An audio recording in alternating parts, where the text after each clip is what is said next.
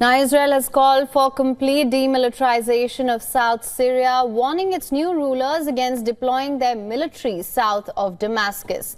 Referring to Islamist group Hayat Tahrir al-Sham, which spearheaded the offensive that toppled Bashar al-Assad in December, Israeli Prime Minister Benjamin Netanyahu said his country will not allow forces from the HTS group or the new Syrian army to enter the area south of Damascus.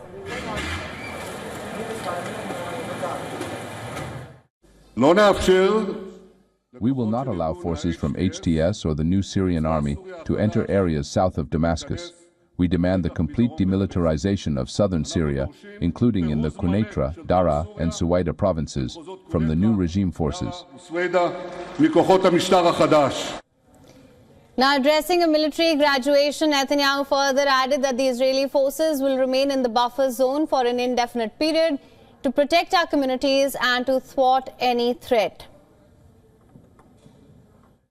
In Syria, IDF forces will remain on the peak of Mount Hermon and in the buffer zone for an indefinite period to protect our settlements and prevent any threats.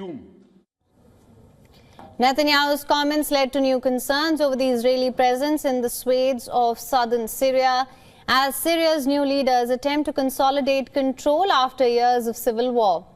Further, Defense Minister Israel Katz added that Israeli forces have built 2 posts on the peak of Mount Hermon and another in some 7 more in other buffer zones to ensure defense and offense against any challenge. Netanyahu's government has been under pressure to protect Israelis living near border areas in the north. Katz said Israel will strengthen ties with friendly populations in the region, notably the Druze, a religious minority who live in both southern Syria and in Israel's Golan Heights, where Druze navigate their historically Syrian identity while living under Israeli rule. Netanyahu said Israel will not tolerate any threat to the Druze community in southern Syria.